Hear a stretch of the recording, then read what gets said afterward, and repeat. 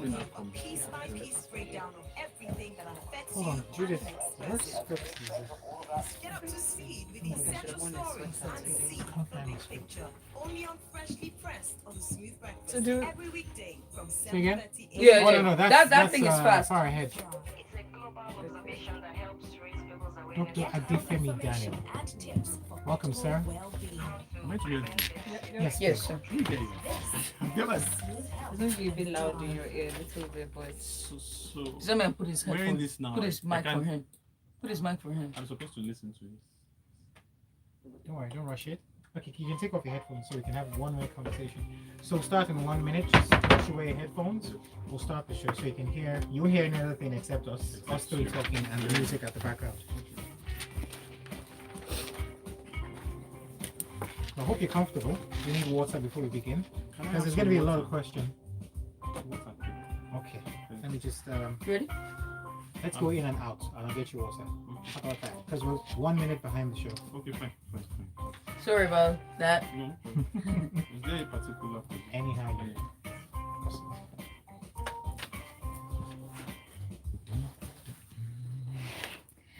And you're welcome back. You're listening to Smooth 98.1. I love music, love life. If you're just tuning in and you just tuned into the dial, where you're just in time for Smooth Health on the Drive. My name is Judith TV, I'm Kylie Baker. and Smooth Health is brought to you by Evercare Evercare Hospital. Hospital. All right, so we've got a very special guest in the studio today, and we're talking about something that we think every single Nigerian should be aware of. We're talking about stroke, we're talking symptoms, we're talking preventive care and treatment options as well. And we've got a neurologist in the studio to discuss this with us, okay? We have Dr. Adefemi Daniel, and he's going to be having that conversation with us on the show today. Yes, Dr. Adefemi Adetokunbo Daniel is a consultant neurologist with an interest in movement disorders, and he joined the International Parkinson's and Movement Disorders Society. Dr. Daniel is currently a full-time consultant neurologist at Evercare Hospital Lekki, where he works with a team of excellent professionals whose core mission is the delivery of quality healthcare services to Nigeria. His areas of interest are stroke, movement disorders, and rehabilitation, and he is a member of the Nigerian Society for Neurological Sciences and the American Academy of Neurology. Ladies and gentlemen, please put your hands together and welcome Dr. Daniel. Okay, you're welcome to Thank you very much. Doctor and the crowd goes wild. No, Doctor, you're welcome. How are you Welcome doing to the Thank today? you very much, guys. Doctor's It's quite nice to- tall. Very He's tall. he's pretty much like 6'5". Are you 6'5"? Are you 6'5"? Yeah, about that. 6'6".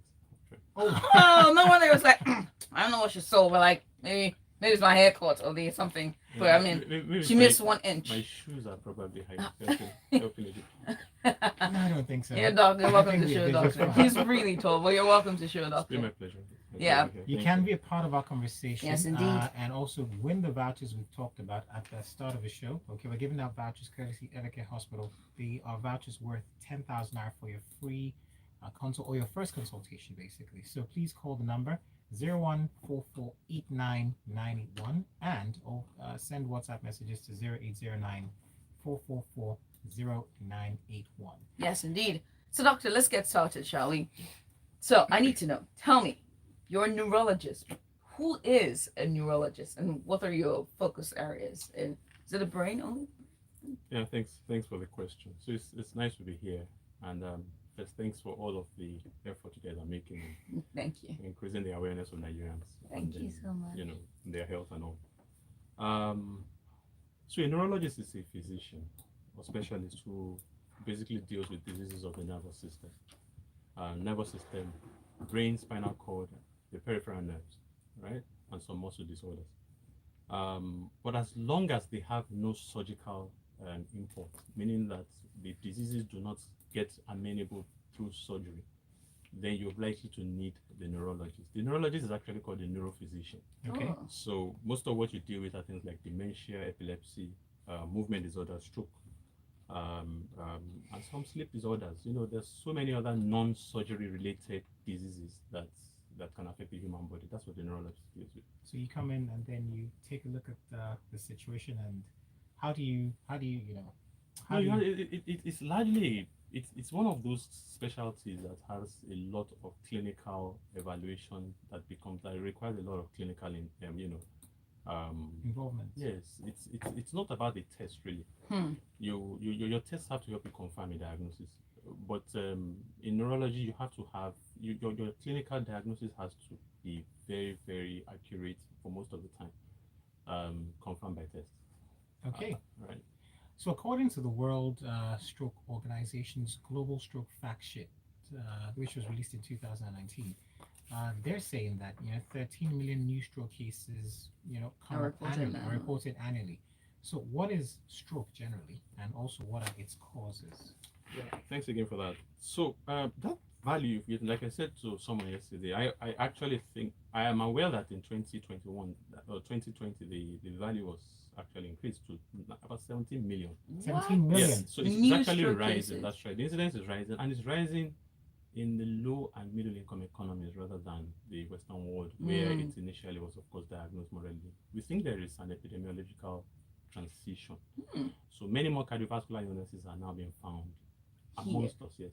At some point, some people, some researchers actually considered infection, which has always been the bane of sub-Saharan Africa, Yeah. as possible cause of stroke. In fact, to the point where, but in more recent times, cardiovascular illnesses, diabetes, hypertension, high cholesterol level are becoming more frequently, more prevalent amongst our people. So it's not, it's only natural for you to have the diseases of the cardiovascular system, which also can affect the cerebrovascular, that's the blood vessels of the brain, and therefore stroke is getting more common amongst us. You should know that in the teaching hospital, all teaching hospitals in Nigeria, stroke is the leading diagnosis for admission for neurological disorders in the emergency rooms, as it is the leading neurological condition. Even in a private hospital, in big private hospitals in Lagos, it accounts for at least a third of the outpatient consultation diagnosis. So whether it's inpatient or outpatient is actually an issue. And of course, an inpatient is the one that's admitted to the emergency room because its issues are very grave. The outpatient is coming for follow-up after a lot of, some admission from previous stroke. So when you ask for epidemiology is rising, that's the truth. And this has been a pattern for quite a while now. Yes, in the last at least 10 years in Nigeria, the values prevalence rising more towards us.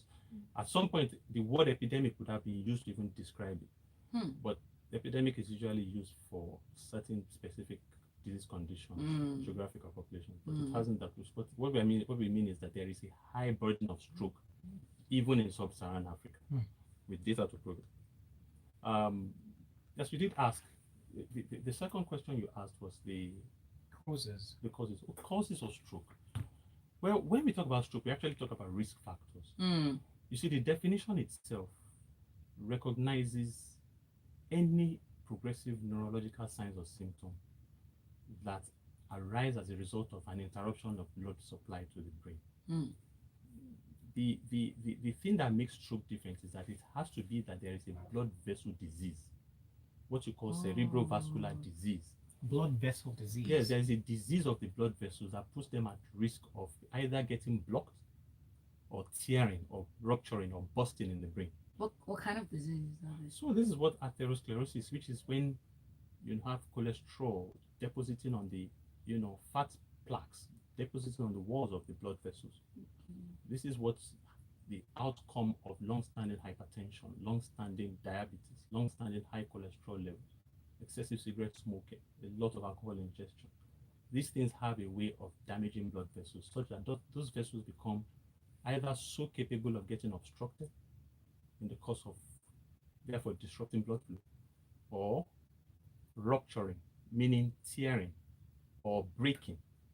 I mean, the brain is like a sponge. If you have a break in the blood vessel that is carrying blood into the brain, a burst would therefore cause blood to. It's like a bleed into the brain. But if you have a plaque or some kind of obstructive lesion or some blood clot that blocks the blood vessels, then you have what they call ischemic stroke, which are the two types of stroke anyway. One in which there's a blockage of blood supply, or one in which there's a tear in the blood vessel. So that's a hemorrhagic stroke or an ischemic stroke. Let me ask this question like a layman, Yeah. and like most Nigerians would think. So prior to this time, a lot of people, including myself, Yeah. had the impression that high blood pressure, hypertension, those were the major causes or leading causes for stroke. But now, you've clearly opened our eyes to other things, talking about, cholesterol amongst other things. Could you explain the role of hypertension and also high blood pressure amongst other things in the case of stroke? Very nice. Thanks again. So let's put it in perspective. There are risk factors to blood vessel disease. One of them is aging. Aging? Yes. Through a natural process of degeneration, blood vessels become either friable or too weak to maintain the passage of blood through them without the potential for rupture. So age is a risk factor for stroke, but it is a non-modifiable, meaning you can't stop growing older. The gender, stroke is more likely to be found in male population. Right? In male population? In the male population. Okay. You can't change your gender. You can change your gender, but to the LGBTQ, that's your genetic gender is still the same. Yes. Okay? If you've had a family history of stroke, for instance, I can't stop you from that. Is a recognized history. You have had a family history of stroke, but it is a risk factor for a stroke in you. All right? Or if you've had a stroke before, then you can have. Now, those are non-modifiable risk factors, meaning we can't do anything about them. But when you think about hypertension, I can control blood pressure. Yes. I can control blood sugar. I can reduce cholesterol. I can stop smoking. All right? I can stop living a sedentary lifestyle. If I have a heart disease, I can take my drugs to make sure that blood clots do not form in my heart through the use of blood thinners. I can be consistent with the drugs. So whenever you have a modifiable risk factor, that is the responsibility of the individual to prevent stroke. All right. Okay. Well, that's that's an even bigger eye opener. Yeah. Join the conversation, please. We would like for you to, and if you do, you stand a chance to win a voucher worth 10,000 naira courtesy Evercare Hospital, and that goes to your very first consultancy fee at Evercare Hospital. We're talking stroke symptoms, preventive care, and treatment options. You can send your messages to 0809 444 0981. Again, 0809 444 0981. So, doctor, you've talked about the risk factors, and just what causes it, but talk to me about the symptoms. What are the symptoms of stroke? Thanks. So, like I said earlier, rapidly evolving signs and symptoms for which are the result of an obstruction or interruption of blood supply to the brain. All right? It depends on which side of the brain has been affected. But the typical ones we know are the sudden weakness of one side of the body, arm and leg. Yes. Plus the face too. All right? So my face suddenly. But the good side of it is this. When taking the history in a patient who's got stroke, you must get the word sudden. The suddenness of it, meaning you can put a date and time to when that event. I was eating, and when I just realized I couldn't lift my hand. It's not that I think it was a few days ago when no, all those things. There are other things that can cause the same kind of symptoms, but it is stroke because it is sudden in onset, and I can put a date and time to it. Okay. All right. So sudden onset visual field defects, because there are arteries that supply the eyes. Sudden onset, suddenly I can't see one side of my face. All right. Suddenly I lose balance and I cannot maintain a steady gait. Suddenly I feel completely unable to, my sensation on one side is completely lost. And of course, the one is suddenly I can maybe have slurred speech. I can't speak out, or my face is twisted to one side. Suddenly I'm able to lift up my arm or my leg on one side. Those are the very common ones. But suddenly death too. Because sometimes, while you think about stroke as being a focal problem, meaning affecting a small blood vessel in the brain, it can actually happen that the whole of the brain has been involved in a reduction in blood supply, usually due to a heart problem, where some drop in the amount of blood reaching the brain the amount of blood reaching the brain has been compromised significantly. So death can occur due to what we call sudden death. Yes, sudden global cerebral hypoperfusion, meaning global, the whole brain, cerebral, brain, dropped in blood supply. That is a form of stroke. Well, what could cause? Well, you mentioned it's a form, but I'm just curious now because I've heard of cases of sudden death, and sometimes you wonder what happened. Maybe it's an illness that wasn't spotted. But what could cause, like, how do I put this now? You said a drop in blood, but what could cause that? Okay, usually there are things you see, there are. I did forget to tell you about sudden difficulty swallowing, and we did mention difficulty speaking, right? Yes.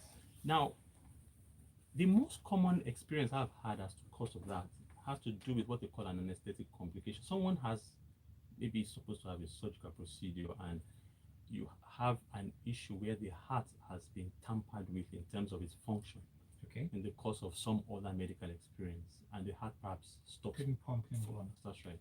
Severe cardiac arrest, or those kind of things happen, and you hope that you can revive the patient, the heart stops again. But by the time you're perfusing the brain again with a normal heart, the damage has already been done, and you have a patient who's got, the neurological signs and symptoms of a stroke. Oh, wow. Wow. If you just joined us, well, this has been quite the insight. Still is the insight. So call us and let's have this conversation. Dr. Adefemi Adetokunbo Daniel, who is a consultant neurologist with Evercare Hospital, is discussing with us stroke symptoms, preventive care, and treatment options. We'll go on a quick break. When we get back, we'll do some more talking. Stay with us. So I have a relative who Stay tuned. Okay, that's It's been clear? Yeah. It's been really good. Very good. Really, really good. Can I get a quote? Yes. I'm coming with you. No. I'll bring it up. No medical jargon. No, it's been really good. Yeah. Thank you very much. Really good. I think what's like, because I know that I have family on both sides who have experienced strokes. So does that put me and my siblings at risk of experiencing strokes at some point? So it's all about data. Yeah. Alright? So you have a risk factor. Mm-hmm. Doesn't mean that it will happen to you. Okay. Because you do not know what they have. And also I know diabetes, high blood pressure, and so high. those are inheritable conditions. Mm-hmm. And therefore, if someone in the family has it, then you probably have to check it. You have to be more vigilant because it means you are at risk. So this is the thing. So like I always look at that diabetes in one kind because my grandparents had it, and then all 4 of their kids had it, but they all had it at different points in their life. Anytime in their life. So somebody had hers in like her mid-50s, and then others had theirs in their mid-30s and early 40s. And so I'm just like, so is it right now? I don't feel like I'm going to have it. You don't have to think in terms of, oh, when am I going to have mine? No. It's more of after the age of 40, 45, there are, you see, the human body is going to degenerate at some point, whether you like it or not. It is in the course of that degeneration that many things begin to Start to happen. come up. Okay. In your, We're going in. no problem. They're going in now. You can't drink in the studio? Okay. You can't eat, drink in the studio? No, you can't. Oh, I love it. Can't do that.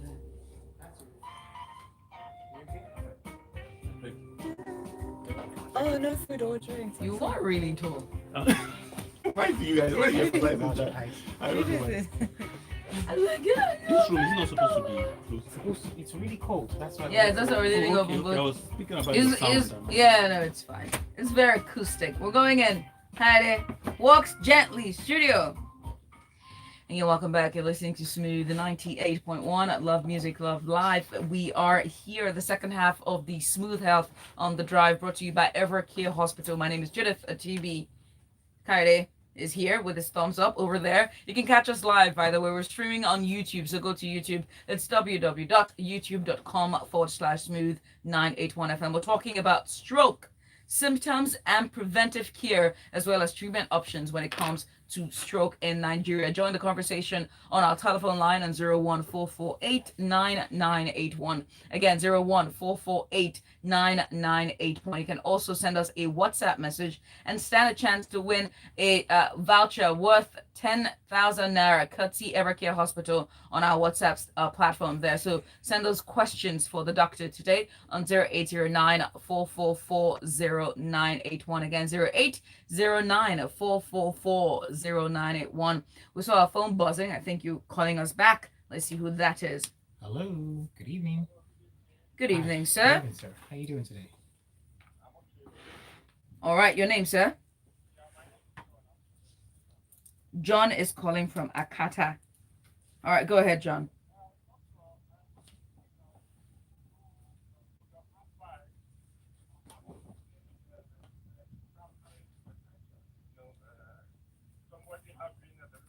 Primary what, sir? Primary hypertension.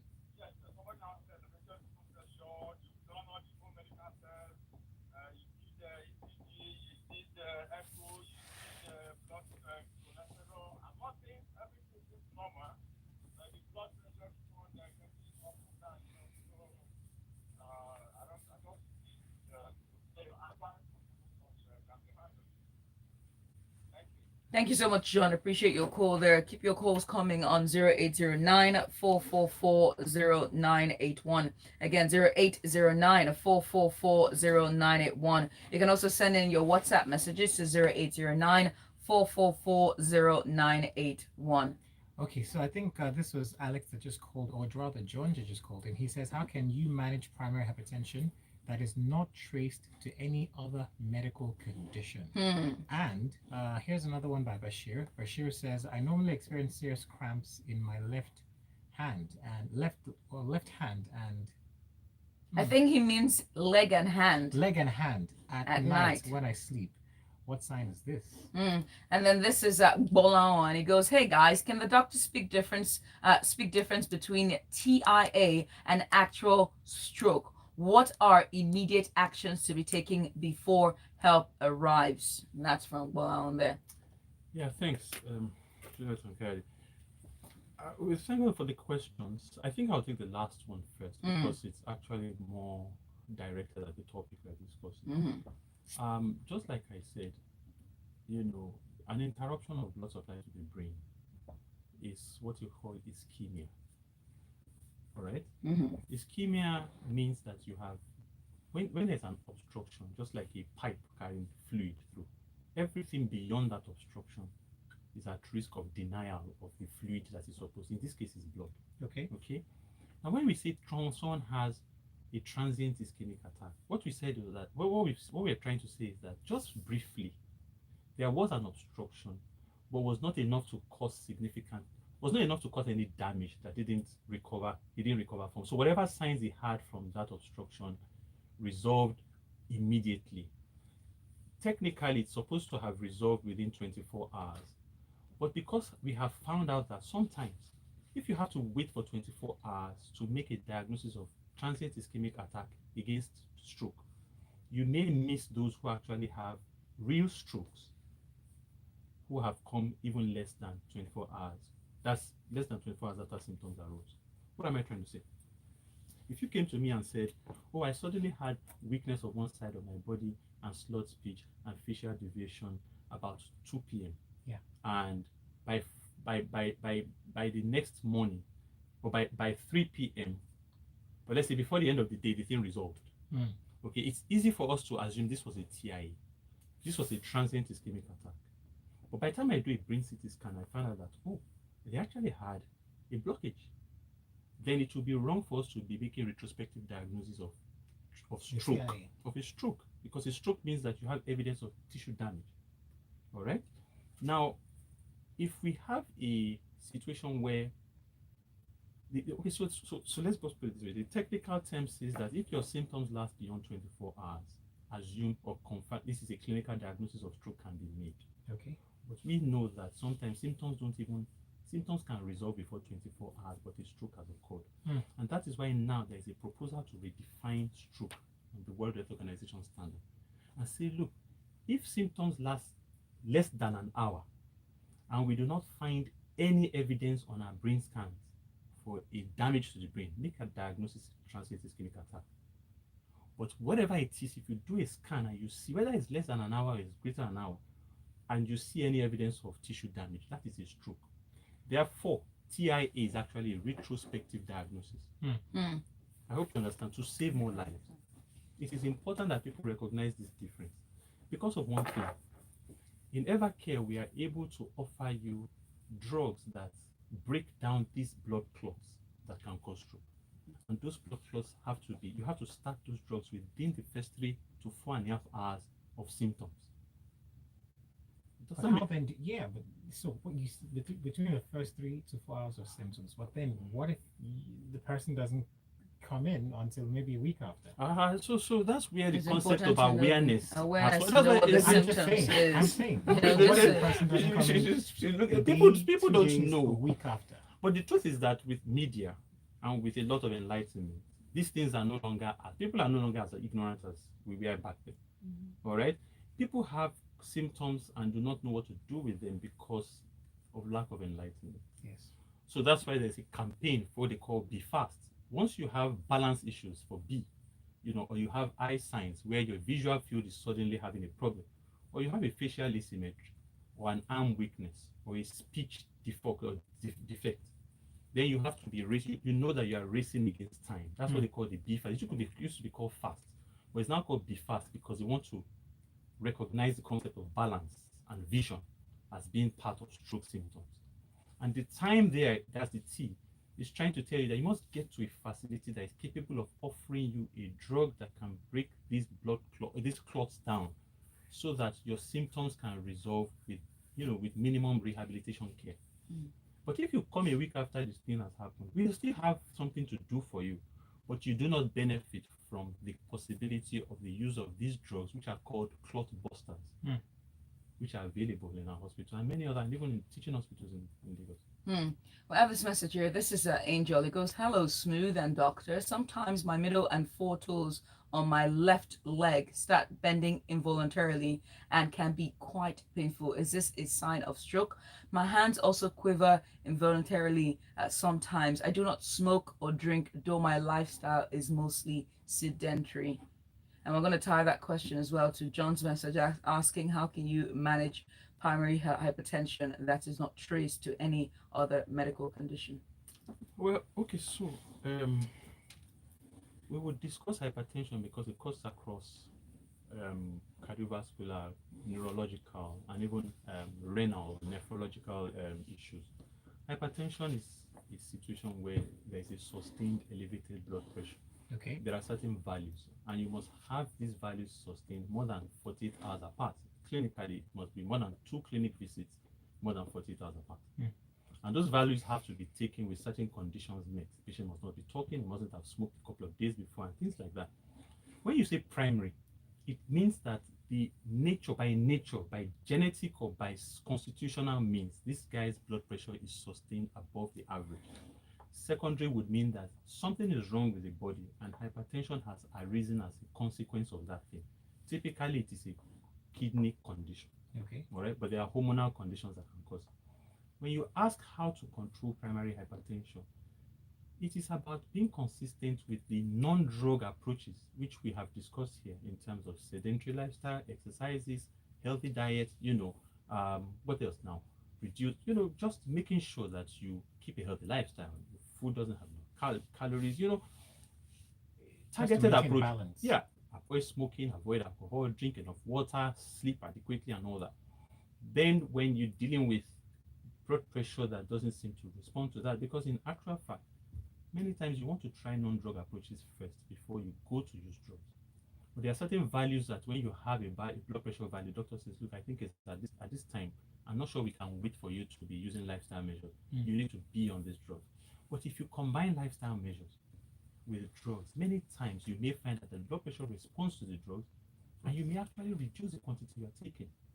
I think the most important thing everybody should go home with would be about non-drug approaches or lifestyle modifications, such that drugs are like an adjunct to it. I hope you understand. And then he's following up with his cardiologist, or nephrologist, or neurologist, as the case may be. But typically in hospital setting, the cardiologists deal with high blood pressure. All right. Well, you make it sound as though all three of them should be on his speed dial. Doctor, I'm feeling this way now. Doctor, we're almost out of time. Pretty much done here on the show. But I need to ask you, how can stroke be prevented, and what preventive medications are available? I know you talked about the one earlier that you take to break down the blood clots. Yeah, that's right. Thanks again. So whenever we're discussing stroke, we talk about prevention at 3 levels. Okay, so the primary prevention level talks about controlling risk factors. Let me tell you something. There is a condition called sickle cell anemia, and it is a risk for stroke, a type of stroke, or different types of stroke. But you see, if you can prevent it children from being born with sickle cell. That Yes. will be called primordial prevention, meaning you don't want the person to have even the risk factor. But when the person has established the risk factor in him, is diabetic, is hypertensive, is high cholesterol, you're now trying to prevent these risk factors from getting complicated by a stroke. That is primary prevention. The stroke has happened. You've brought him to the hospital. His arm and leg are both weak, but you don't want them to get weaker. If anything, you want him to get better. All the drug treatments and things we give in the hospital to prevent it from worsening are called the secondary prevention. Okay. Now, he has improved. The blood pressure is better. His blood sugar is better, and we want him to go home. But we want him to get back to what he was doing as much as possible. That's what you call rehabilitation. And that is what we call tertiary prevention of the complications that can arise from this same stroke. And in Evercare, for instance, I would like to emphasize more on two things. The concept of being fast to get to the hospital before, as soon as the symptoms arise. And then the concept of rehabilitation, which is actually the bread and butter of real neurology. Because only through rehabilitation, through collective team approach, through improvement in physical function, through arm and leg, through speech, improvement in speech function, through improvement in dietary controls, through a collaboration of teams of members of different therapists, would you be able to help an individual who has suffered the consequences of any such disease back to the system or to society to become as useful as it was before this event occurred? And our hospital has a very strong rehab team. There's a lot of teamwork and team approach to healthcare in Evercare, which we want to sustain and allow for none of these, differences amongst cadres that make you say to yourself, we can't talk to these people. But no, none of that. You need your physiotherapist. It's all broken. You need to have a speech therapist to help you focus on this guy's speech and get him to be able to be audible again. All right? You need your physical therapist to help him start getting balanced in his gait and all that.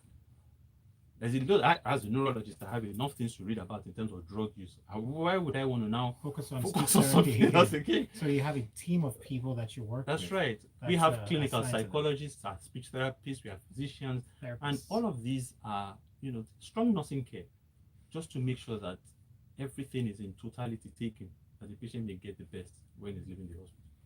All right. Thank you so much, Doctor. We wish we could extend this conversation, but for the sake of those out there that are looking to reach out to you at Evercare, how can the good people out there find you, and how can they?